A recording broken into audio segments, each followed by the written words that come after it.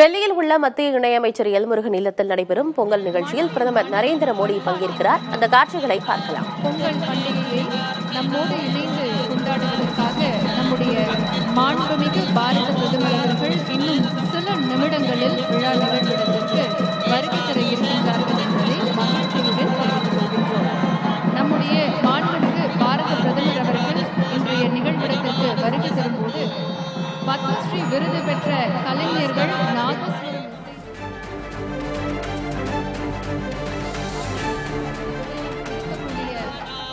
It carries a meaning far beyond the ceremony. It sends a powerful message that India's progress is deeply connected to its culture. And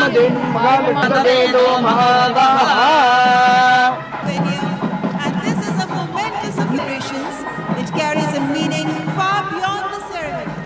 It sends a powerful message that India's progress is deeply connected to its culture. And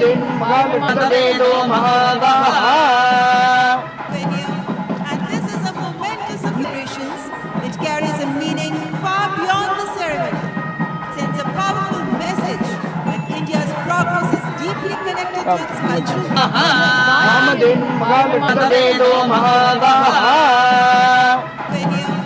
this is a momentous celebrations which carries a meaning far beyond the ceremony.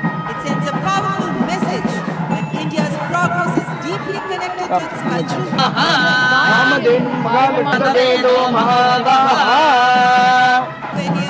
And this is a momentous celebrations which carries a meaning far beyond the ceremony. It sends a powerful message that India's progress is deeply connected to its culture.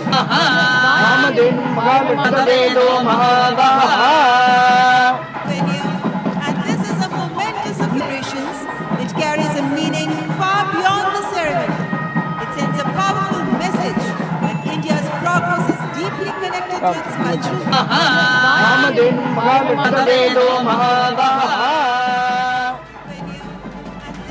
டெல்லியில் உள்ள மத்திய இணையமைச்சர் L Murugan இல்லத்தில் பொங்கல் விழா நடைபெறுகிறது. பிரதமர் நரேந்திர மோடி பங்கேற்றிருக்கிறார். மேலும் தமிழக பாஜக மூத்த தலைவர்களும் அதில் பங்கேற்றிருக்கிறார்கள். விவரங்களோடு செய்தியாளர் கணபதி இணைந்திருக்கிறார்.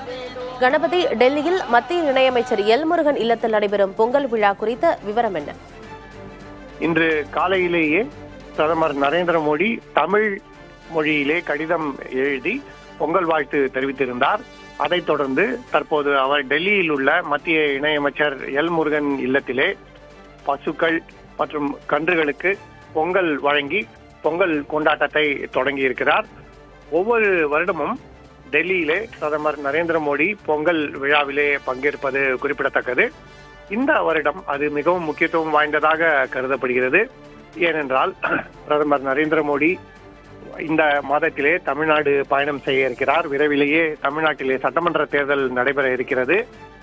அப்படிப்பட்ட சூழலிலே பிரதமர் நரேந்திர மோடி மட்டுமல்லாமல் பல்வேறு பாஜக தலைவர்கள் அடிக்கடி தமிழ்நாடு பயணம் செய்து தேர்தல் பரப்புரையில் பங்கேற்பார்கள் என எதிர்பார்க்கப்படுகிறது. இத்தகைய சூழ்நிலையில்தான் மத்திய அமைச்சர் எல் முருகன் இல்லத்திலே விரிவான பொங்கல் விழா ஏற்பாடுகள் செய்யப்பட்டிருக்கின்றன. தமிழ்நாடு பாஜக தலைவர் நயினார் நாகேந்திரன், முன்னாள் தலைவர் அண்ணாமலை மற்றும் பல்வேறு பாஜக தலைவர்கள் இந்த விழாவிலே பங்கேற்கிறார்கள். மத்திய அமைச்சர் நிர்மலா சீதாராமன் உள்ளிட்ட பலருக்கும் முன்கூட்டியே அழைப்பு விடுக்கப்பட்டிருந்தது. தமிழ் சினிமா துறையைச் சேர்ந்த பல பிரபலங்கள், குறிப்பாக ரவி மோகன் உள்ளிட்டோருக்கும் அழைப்பு விடுக்கப்பட்டிருந்தது. கடந்த ஆண்டுகளிலும் இதே போல விரிவாக விமர்சையாக பொங்கல் விழா டெல்லியிலே கொண்டாடப்பட்டது குறிப்பிடத்தக்கது. அந்த வகையில்தான் தற்போது பிரதமர் நரேந்திர மோடி பொங்கல் பானைக்கு தற்போது ஆரத்தி எடுத்து அங்கு பூஜைகளில் பங்கேற்கிறார்.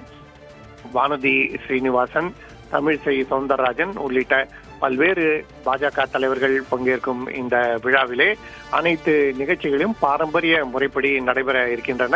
இதை தவிர தமிழ் கலாச்சார நிகழ்ச்சிகளும் இங்கு நடைபெற இருக்கின்றன. ஆகவே பொங்கல் விழா டெல்லியிலே தற்போது களை கட்டி இருக்கிறது. பிரதமர் நரேந்திர மோடியே இந்த விழாவிலே முக்கிய பங்கேற்பாளராக இருக்கிறார் என்பது குறிப்பிடத்தக்கது. டெல்லியில் நடைபெறும் பொங்கல் விழாவில் பிரதமர் நரேந்திர மோடி பங்கேற்றிருக்கிறார். என்னென்ன நிகழ்வுகளுக்கெல்லாம் ஏற்பாடு செய்யப்பட்டிருக்கு கணபதி? ஒருபுறம் பாரம்பரிய முறைப்படி பொங்கல் இடுவது மற்றும் அங்கு மாடுகள் மற்றும் கன்றுகள் ஆகியவற்றுக்கு பொங்கல் வழங்குவது மற்றும் பூஜைகள் போன்றவை நடைபெறுகின்றன. இன்னொரு புறம் கலாச்சார நிகழ்ச்சிகளுக்கு ஏற்பாடு செய்யப்பட்டிருக்கிறது. அந்த கலாச்சார நிகழ்ச்சிகளிலே பாரம்பரிய தமிழ் கலைகள், நடனம், இசை போன்றவை இடம்பெறும். பிரதமர் நரேந்திர மோடி அதை நேரில் கண்டுகளிப்பார் என எதிர்பார்க்கப்படுகிறது. இதை தவிர பிரதமர் நரேந்திர மோடியின் உரைக்கும் ஏற்பாடு செய்யப்பட்டிருக்கிறது. பிரதமர் என்ன பேசுவார்? ஏற்கனவே இன்று காலையிலே அவர் தமிழில் எழுதியிருந்த பொங்கல் வாழ்த்து கடிதத்திலே உலகின் மிகவும் தொன்மையான மொழியான தமிழுக்கு தாயமாக இந்தியா இருக்கிறது என்பதில் பெருமிதம் கொள்கிறோம் என தெரிவித்திருந்தார். அதே போன்ற பல்வேறு விஷயங்கள் குறித்து அவர் தமிழ்நாட்டின் பெருமை, பாரம்பரியம் ஆகியவை குறித்து இன்று தனது உரையிலே பேசலாம் என எதிர்பார்க்கப்படுகிறது.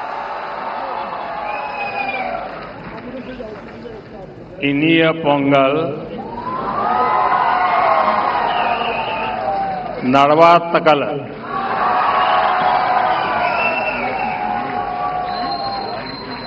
आज पोंगल एक ग्लोबल फेस्टिवल बन चुका है। दुनिया भर में तमिल समुदाय और तमिल संस्कृति से प्रेम करने वाले लोग इसे उत्साह के साथ मनाते हैं। उसमें मैं भी एक हूं।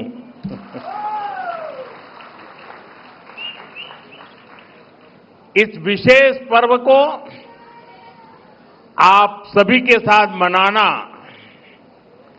मेरे लिए सौभाग्य की बात है।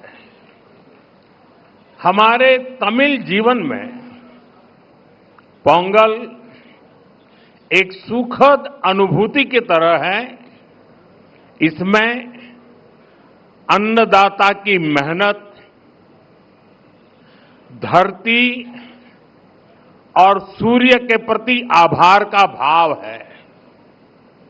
साथ ही ये पर्व हमें प्रकृति, परिवार और समाज में संतुलन बनाने का रास्ता दिखाता है।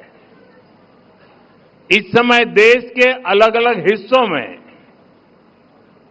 लोहड़ी, मकर संक्रांति, माघ बिहू और अन्य त्योहारों की भी उमंग है। मैं भारत और दुनिया भर में रहने वाले सभी तमिल भाई बहनों को पोंगल की और सभी पर्वों की बहुत बहुत शुभकामनाएं देता हूं। साथियों, वैसे मेरे लिए ये भी बहुत सुखद रहा है कि पिछले वर्ष मुझे तमिल संस्कृति से जुड़े कई कार्यक्रमों में शामिल होने का अवसर मिला। मैंने तमिलनाडु में 1000 साल पुराने गंगईकोंडा चोलापुरम मंदिर में पूजा की।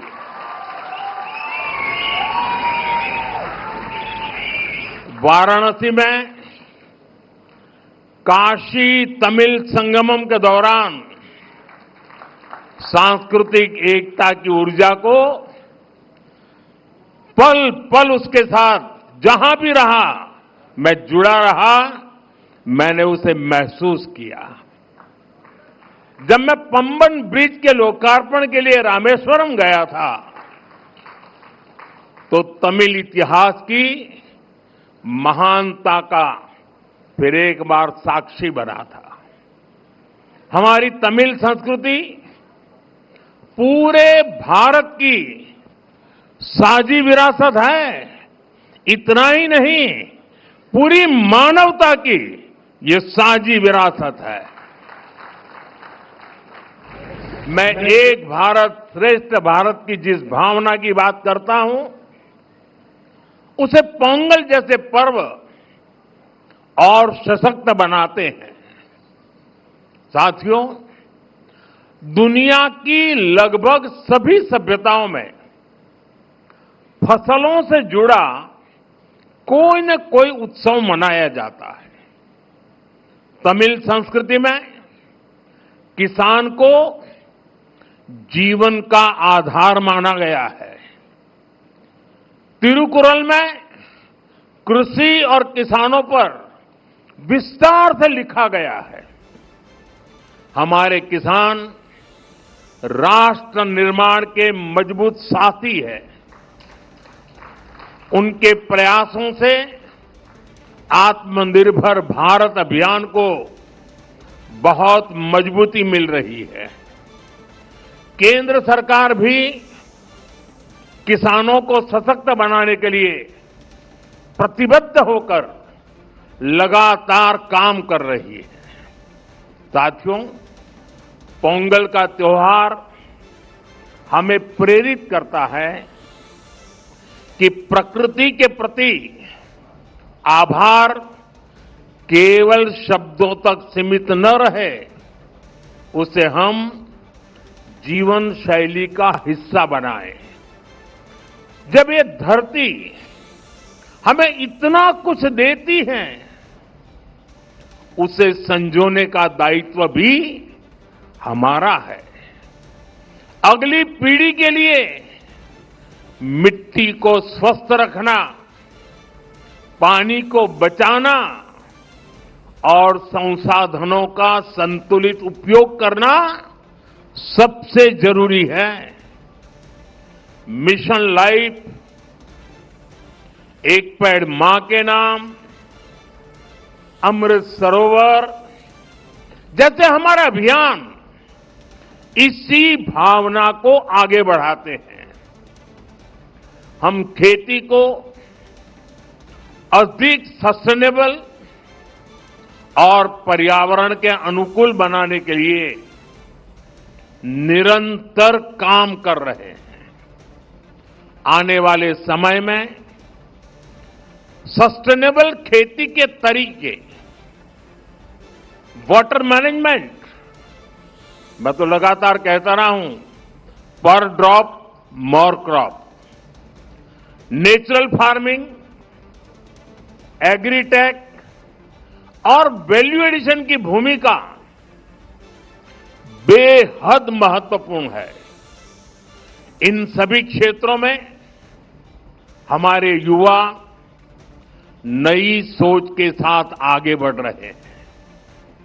कुछ ही महीने पहले मैं तमिलनाडु में नेचुरल फार्मिंग से जुड़े एक सम्मेलन में शामिल हुआ था, जहां मैंने देखा कि हमारे तमिल युवा कितना बेहतरीन काम कर रहे हैं। यानी प्रोफेशनल लाइफ की बड़ी बड़ी चीजें छोड़ करके वो खेत में काम कर रहे हुए मुझे मिले। मैं खेती से जुड़े अपने युवा तमिल मित्रों से आग्रह करता हूं कि वे सस्टेनेबल खेती में क्रांति लाने के इस अभियान का और विस्तार करें। हमारा लक्ष्य ये होना चाहिए कि हमारी थाली भी भरी रहे, हमारी जेब भी भरी रहे और हमारी धरती भी सुरक्षित रहे। साथियों, तमिल संस्कृति दुनिया की सबसे प्राचीन जीवित सभ्यताओं में से एक है। तमिल संस्कृति सदियों को जोड़ती है। वो इतिहास से सीखकर वर्तमान को आगे का रास्ता दिखाती है। इसी प्रेरणा से आज का भारत अपनी जड़ों से शक्ति लेकर नई संभावनाओं की ओर आगे बढ़ रहा है। आज पोंगल के इस पावन अवसर पर हम उस विश्वास को महसूस कर रहे हैं जो भारत को आगे बढ़ा रहा है। एक ऐसा भारत जो अपनी संस्कृति से जुड़ा है, अपनी धरती का सम्मान करता है और भविष्य को लेकर भरोसे में भरा हुआ है। इनिय पोंगल नलवा अकड़क्तुक्कल